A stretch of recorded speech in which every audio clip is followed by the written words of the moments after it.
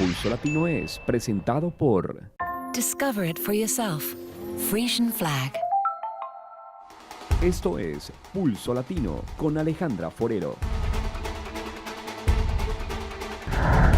Le damos la bienvenida a todos nuestros televidentes a una emisión más de Pulso Latino. Agradecemos por su sintonía. Por muchos años Aruba conoció el área del muelle por toda la zona de Boulevard como un área en donde los barcos de carga están amarrados y es una parte donde los containers son puestos hasta el momento en que ellos son sacados. De eso se conoce como el frisón. Esta área pronto verá un cambio en el momento en que se finalice el WAF de carga embarcadera. Los planes del gobierno son desarrollar toda la parte de los containers en un lugar accesible para el pueblo y que ellos puedan hacer uso de una área una vez más para el recreo. Para la comunidad, este es un buen proyecto en donde se mudará el muelle de containers de Boulevard para Barcadera. Estos muelles en este momento y por muchos años estuvieron encallados en el área del frisón y los cuales serán movidos de allí para el nuevo puerto que el gobierno de Aruba está construyendo en el área de Barcadera. Diferentes habitantes indicaron que esto también será positivo, ya que esta área quedará despejada y se podrá construir allí un lugar en donde los turistas que se bajan de los cruceros por algunas horas pueden disfrutar, puede ser de una parte o de la vista que allí se ofrece. Por muchos años la vista hacia el mar se ha truncado debido a los containers que están estacionados allí, pues con esta mudanza no solo quedará un lugar más agradable para visitar, sino que dejará despejada una vista para quienes pasan por esta área tan concurrida de Aruba. Presuntos familiares de dos delincuentes en Perú agarraron a golpes a un policía que terminó seriamente lastimado. El hecho ocurrió en Tingo María. A estos comerciantes poco les importó el uniforme que llevaba puesto este efectivo, que terminó siendo víctima de arañones y una serie de golpes al intentar capturar a dos presuntos delincuentes. Al parecer, los enardecidos familiares de los zampones salieron en su defensa, evitando que sean detenidos. Según testigos, ambos malhechores le habían arrebatado el celular a Brigitte Chelín Ceballos, quien no dudó en buscar ayuda de la policía.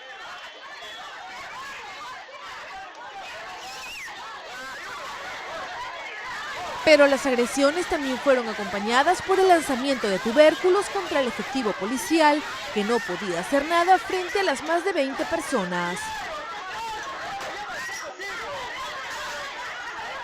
Luego de algunos minutos, el refuerzo policial llegó hasta la primera cuadra de la Alameda, Perú, en el centro de la ciudad de Tingo María, donde fueron detenidos 5 de los revoltosos.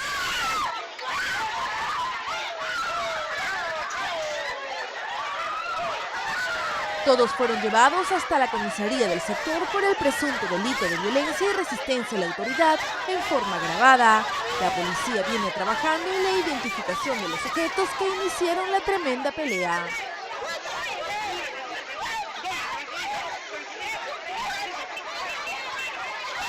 El suboficial Ángelo Chelín Vega tuvo que ser derivado a una clínica, dadas las lesiones en todo su cuerpo. Una buseta se estrelló contra 3 casas en un sector de la capital colombiana. Este bus rodó por un abismo y terminó en el techo de una casa.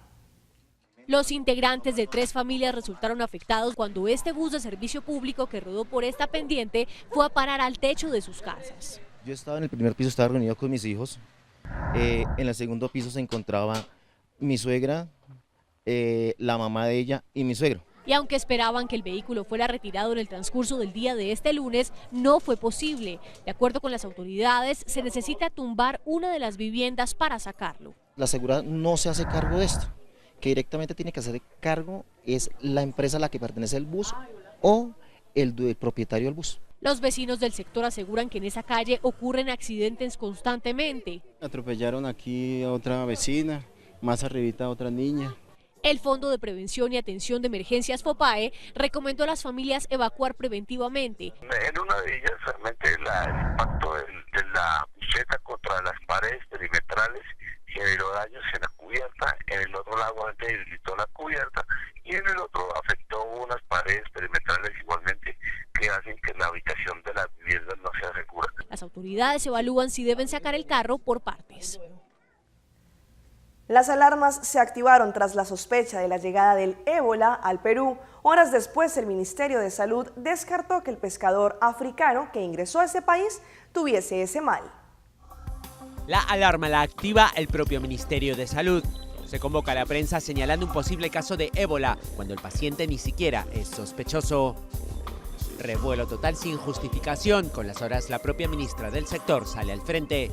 El Instituto Nacional de Salud ha confirmado que el resultado de dicho análisis es negativo para ébola virus. Cabe señalar que el protocolo de laboratorio utilizado cuenta con la validación de la Organización Mundial de la Salud.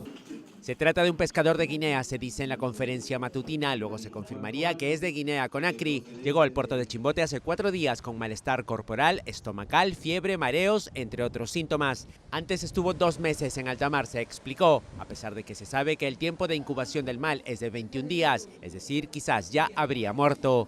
Pero según las autoridades sanitarias de la ciudad, Ancaxina habría estado más de 80 días en el mar y provenía de China y no de su país. Eso al parecer lo sabía el MINSA. ¿Hubo una precipitación del MINSA para hablar de un posible caso? No, nosotros no hemos hablado en ningún momento. Sí, hay una convocatoria de prensa para hablar del posible... Nosotros hemos convocado a ustedes para aclarar de qué se trata. El guineano fue trasladado a Lima por vía terrestre para ser devuelto a su país, se dice primero. Es en el aeropuerto Jorge Chávez, desde donde partiría a Ámsterdam, donde se decide su ingreso en el Hospital Carrión de El Callao y su aislamiento, sin más. Conocido el caso, las primeras en levantar su voz de preocupación son las enfermeras de ese centro. No estamos preparados. Sí debemos atender a todos y eso nadie lo va a negar. Nosotros estamos en condiciones, pero necesitamos las medidas de bioseguridad, la cual no tenemos. Lo preocupante es que el falso caso de ébola pone de manifiesto la situación sanitaria peruana para enfrentar un eventual caso verdadero. Que no estamos preparados para ninguna emergencia sanitaria. Si hubiese una catástrofe de cualquier naturaleza, no lo estamos, ¿no? Que la falsa alarma sirva para implementar los servicios de salud correctamente, dicen desde la Federación Médica Peruana. La próxima vez, el caso podría ser verdadero. Este sábado pasado muchas personas estuvieron visitando nuestra calle principal, participando así del evento especial organizado por Mambo en el marco de la celebración del Día de la Raza. Este bazar no solamente atrajo a visitantes provenientes de Latinoamérica y otras zonas, sino también residentes de Aruba. Durante el bazar que se llevó a cabo durante este fin de semana que pasó en la calle Grande, muchas caras se vieron comprando en lugares aledaños, como también haciendo uso del tram o el tranvía. Durante esta actividad, los locales, pero también turistas, pudieron disfrutar de un día de compras combinado con una visita a un área que ha sido completamente renovada, desde su infraestructura, vías, el tram, hasta el mercado que se ofrece allí. Los turistas también hicieron parte de esta jornada en donde pudieron disfrutar de un día de compras en nuestra calle principal. La impresión, bueno, el paisaje es totalmente diferente, las playas son hermosas, el recorrido por el bulevar está muy organizado, la gente es muy gentil, amable y nos hemos llevado más que toda la impresión es, nos llevaremos la impresión también de la gente muy amable. Me parece una hermosa isla, me he sentido muy cómoda, hay mucha receptividad acá de parte de las personas de acá, pues del país, de la isla. Y de verdad, son muy solidarios, me parecen gente muy hospitalaria, noble. Sí. Y se siguen conociendo historias sobre colombianos presos en Venezuela. En el Huila, 2 mujeres imploran ayuda para su hermana. Dicen que esta fue detenida por la Guardia Venezolana, según ellas, acusada injustamente de contrabando.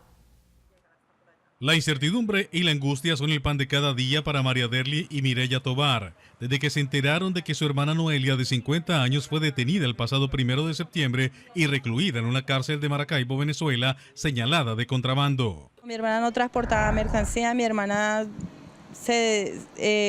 viajaba de Maicao a Maracaibo. Noelia había partido hace 8 años hacia Venezuela a labrarse un mejor futuro en compañía de 4 de sus 6 hijos, 2 de ellos menores de edad, quienes ahora están solos. Mi hermana dice que está en pésimas condiciones porque hay maltrato, que hay mucha drogadicción. Las hermanas aseguran que este es un drama que están viviendo muchos colombianos presos en las cárceles venezolanas. Dice mi hermana que hay hartos colombianos acusados, o sea, no están acusados de nada porque dicen que porque pasan comida o porque llevan algo, entonces de una vez los detienen. Ya son 36 días sin su hermana y solo con las fotografías de instantes felices que vivieron juntas en Neiva. Las hermanas Tobar buscan que el gobierno nacional ayude a su familia. Mi hermana tiene 2 menores de edad y los niños no sabemos de nada, o sea, no sabemos nada de ellos. Lo único que nos cuenta mi hermana es que ya tampoco les vale ni el pasaporte que tienen. Las dos mujeres aseguran que la Cancillería colombiana ya conoce la situación. Sin embargo, no se han pronunciado sobre el tema. En Honduras, la imprudencia llevó a un anciano a perder la vida cuando se subió al techo de una casa y tocó accidentalmente un alambrado de alta tensión. Una persona perdió la vida como consecuencia de una descarga eléctrica. La víctima fue identificada como José Margarito Rivera, de 82 años de edad. Según se pudo obtener información, el hecho se habría registrado en circunstancias en que el mencionado había subido al techo de su vivienda en el barrio El Porvenir de Catacamas para ponerle veneno a un comején, pero no tomó las medidas de precaución y rozó un cable de alambre serpentina, electrocutándolo. A raíz de esto se produjo su deceso de manera inmediata por la descarga eléctrica recibida.